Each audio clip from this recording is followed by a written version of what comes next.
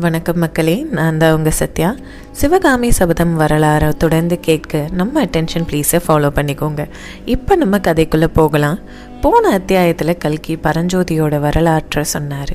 அவன் எங்கே பிறந்தான், எப்படி வளர்ந்தான், காஞ்சிக்கு எப்படி வந்தான், இப்படி எல்லாத்தையும். இந்த பகுதியில் அதுக்கு முன்னாடி விட்ட அத்தியாயத்திலிருந்து சிறைச்சாலையில் கதையை தொடர்றாரு. சிறைச்சாலை ரொம்ப இருட்டாக இருக்கணும். அந்த இருட்டில் கோரைப்பாயில் பரஞ்சோதி படுத்திருக்கானோ, அப்படி படுத்திருக்கும்போது அவன் வந்த கதையெல்லாம் நினச்சி கவலைப்பட்டுட்டு இருக்கானோ கல்கி எழுதியிருக்காரு. பரஞ்சோதி என்னமோ அவங்க மாமா சொன்னது போல் வேலை தலையை சுற்றி தூக்கி தான் எறிஞ்சான். ஆனால் அந்த பொல்லாத வேல் போய் மதையானை மேலே விழுந்துருச்சு. அதனால தான் இன்றைக்கி சிறைச்சாலையில் நம்ம அடைக்கப்பட்டிருக்கோம்னு பரஞ்சோதி நினச்சி சிரிச்சுக்கிறான். காஞ்சிக்கு வந்த முதல் நாள் இரவு இப்படி நம்ம சிறைச்சாலையில் நாளை கழிச்ச விஷயம் தெரிஞ்சால் தாய்க்கும் மாமனுக்கும் எப்படி இருக்கும்? நம்ம கிளம்பும்போது சுவரோரமாக நின்று கண்ணீரோட கண்களாலேயே நமக்கு விடை கொடுத்த உண்மையாளுக்கு தான் எப்படி இருக்கும்? கல்வியும் கலையும் சேர்ந்து கற்றுக்கிட்டு திரும்பி ஊருக்கு போய் இந்த நம்ம சொன்னால் யாரும் நம்ப கூட மாட்டாங்க. ஏன் நம்மக்கிட்டேயே இன்றைக்கி இரவு இப்படி ஒரு கஷ்டம் வரும்னு யாராவது இன்றைக்கி மதியானம் சொல்லியிருந்தா நம்ம நம்பியிருப்போமா அப்படின்னு நினைக்கும் பொழுதே சட்டுன்னு இன்றைக்கி அந்த புத்த சன்னியாசி என்ன சொன்னார் அப்படின்னு ஞாபகத்துக்கு வருது பரஞ்சோதிக்கு. இன்றைக்கி இரவு உனக்கு ஒரு கஷ்டம் வரும்னு அவர் சொன்னது அப்படியே நடந்துருச்சே. ஒருவேளை சத்தியத்தில் அவர் முக்காலமும் அறிஞ்சு முனிவர் தானோ அப்படின்னு தனக்கு தானே யோசிச்சுக்கிட்டு அன்னைக்கு காலையில் புத்த பிக்குவை சந்திச்சு அந்த சமயத்தை பற்றி யோசித்து சிரிச்சுக்கிறான். அது என்னன்னா, காலையெல்லாம் நடந்து ரொம்ப தூரம் நடந்து வந்ததுனால அவன் காலெல்லாம் ரொம்ப களைப்படைஞ்சிருந்தது. அதனால் காஞ்சி நகரத்துக்கு போக எவ்வளோ தூரம் ஆகும்னு விசாரித்து தெரிஞ்சுக்கிட்டதில் ஒரு காது தூரம் ஆகும்னு தெரிஞ்சப்போ அவன் ஒரு மரத்தடியில் சாலை ஓரமாக தன்னோட மூட்டையையும் தடியும் தலைமாட்டிலையும் கைக்கிட்டையும் வச்சுட்டு படுத்துக்கிறான். படுத்த கொஞ்ச நேரத்துக்கெல்லாம் சாலை ஓரத்தில் ஒரு புத்த பிக்கு நடந்து வரதை பார்க்குறான். காஞ்சிக்கு புறப்படுற சமயத்தில் அவன் அம்மாவும் மாமாவும் வழியில் சமணர்கள் புத்தர்கள் அவங்க யாரை பார்த்தாலும் அருகில் கூட போகக்கூடாதுன்னு அவங்க கூட சேரக்கூடாதுன்னு ஆணித்தனமாக சொல்லி அனுப்பியிருந்தாங்க. அதனால் பரஞ்சோதி அந்த புத்த சன்னியாசி தன்னை கடந்து ரொம்ப தூரம் போகிறது வரையிலும் நம்ம தூங்குறது போல் பாசாங்க செஞ்சிட வேண்டியது தான்னு முடிவு செய்கிறான். அதன்படி அவன் தூங்கிட்டு இருக்கும்போது யாரோ அவன் அருகில் வந்து அவனை உத்து பார்த்துட்டு இருக்கிற மாதிரி அவனுக்கு தோணுது. உடனே பரஞ்சோதி கண் விழிக்கிறான். அவன் என்னதான் தைரியமான பிள்ளையா இருந்தாலும் அவன் கண்ட காட்சி அவனை கொஞ்சம் திடுக்கிட செஞ்சதுன்னு சொல்லி கல்கி எழுதியிருக்க. பரஞ்சோதி என்ன பார்க்குறானா, தூரத்தில் சாலையோரமாக நடந்துட்டு இருந்த புத்த பிக்கு அவன் அருகில் நின்று குனிஞ்சு அவனை உத்து பார்த்துட்டு இருக்கிறாரு. அதை விட பயங்கரம் என்னன்னா, அவர் கையில் தலைக்கீழாக வாழை பிடித்து தொங்க விட்டுருந்த நாக சர்ப்பம் தான். அந்த சர்ப்பம் ஒரு 5 அடி இருக்கும். அதுக்கு மேலே அதுக்கு உயிரே இல்லை. ரத்தம் சொட்ட சொட்ட புத்த பிக்கு அதை வாழை பிடிச்சிக்கிட்டு தன்னை உத்து பார்க்கறது பரஞ்சோதிக்கு ஒரு மாதிரி அருவருப்பாக இருக்குது. அடிகளே, என்ன இது, என்ன வேடிக்கை இதெல்லாம்? எதற்காக செத்த பாம்பை கையில் பிடிச்சிருக்கீங்க? தூரம் எரியுங்கள் அப்படின்னு சொல்கிறான்.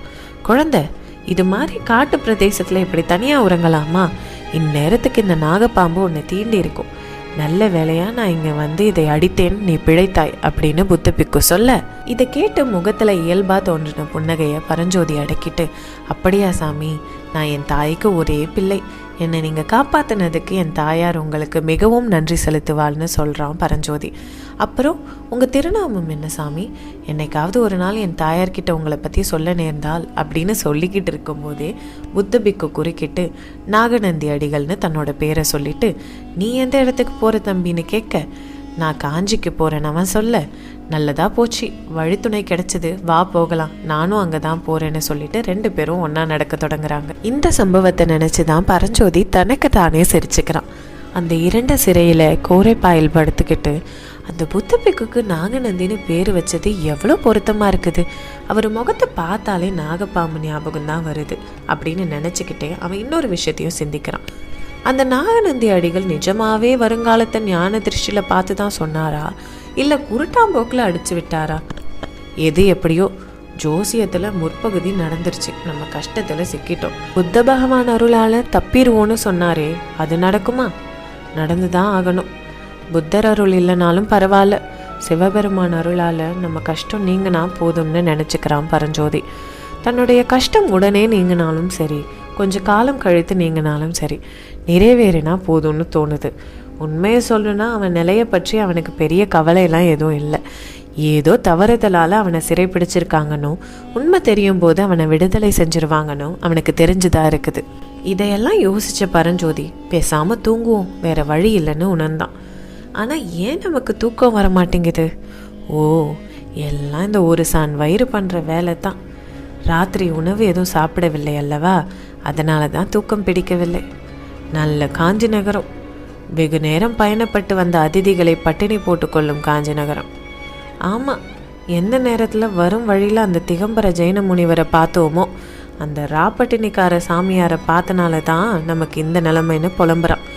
ஜெயினர்கள் அந்த காலத்தில் 2 வேளை தான் சாப்பிடுவாங்க, இரவு உணவு எடுத்துக்க மாட்டாங்க. அதனால தான் பரஞ்சோதி இப்படி புலம்புறான். திடீர்னு அந்த அறையில் ஏற்பட்ட மாறுதல் பரஞ்சோதியோட கவனத்தை இழுக்குது. அந்த அறைக்குள்ள மேற்கூரையில் இருக்க ஓட்டை வழியாக நில ஒளி பரவுது. இது என்ன, திடீர்னு இந்த ஓட்டை எங்கேருந்து வந்தது? சேச்சே, அது அங்கே தான் இருந்திருக்கும். இப்போ நிலவு அந்த துவாரத்துக்கு நேராக வந்திருக்கும், அதனால் இந்த வெளிச்சம். ஊருக்கெல்லாம் இந்த நில ஒளிப்பட்டு சொப்பன லோகமாக மாற்றுதுன்னு வெறுப்பேத்தி சொல்ல இந்த அறைக்குள்ளே எட்டி பார்க்குறியா அப்படின்னு நிலவையே திட்டுறான் பரஞ்சோதி. அடடா, இது என்ன ஆச்சரியம்! முன்னாடி ஒரு கை போகிற அளவுக்கு தான் துவாரம் தெரிஞ்சுது, இப்போ ஒரு ஆள் நுழையக்கூடிய அளவுக்கு இருக்குதே. என்ன இது, இந்திரஜாலமா இல்லை மகேந்திர ஜாலமா? மகேந்திர சக்கரவர்த்தியோட இந்த காஞ்சி நகரம் மாயாஜால நகரமால இருக்குது அப்படின்னு யோசிக்கும் போதே, ஐயோ இது என்ன, துவாரத்தின் வழியே ஒரு பாம்பு நெளிந்து வருகுதே. சே, பாம்பு இல்லை, ஒரு கயிறு. இந்த புத்த பிக்கு இன்னைக்கு மதியானம் செத்த பாம்பை கையில் பிடிச்சது தான் பிடிச்சாரு. பார்க்கறது எல்லாமே பாம்பு போலவே தோணுது. அப்போதான் பரஞ்சோதிக்கு ஒன்று புரியுது. மேற்கூரையில் ஏற்பட்ட துவாரம் யாரோ வேணும்னு ஏற்படுத்தினது தான். ஆனால் இந்த புதிய நகரத்தில் நமக்கு இவ்வளோ ஸ்ரத்தை எடுத்து உதவி செய்கிறது யாரு? இப்படி முன்பின் தெரியாமல் வர உதவியை நம்ம ஏற்றுக்கலாமா? சரி, நம்ம தான் இங்கே இருக்கோன்னு எப்படி தெரிஞ்சிருக்கோம்னு அவன் நினச்சிட்டு இருக்கும் பொழுதே கயிறு அவன் கை கிட்ட வருது. அப்புறம் தரையும் தொட்டுடுது.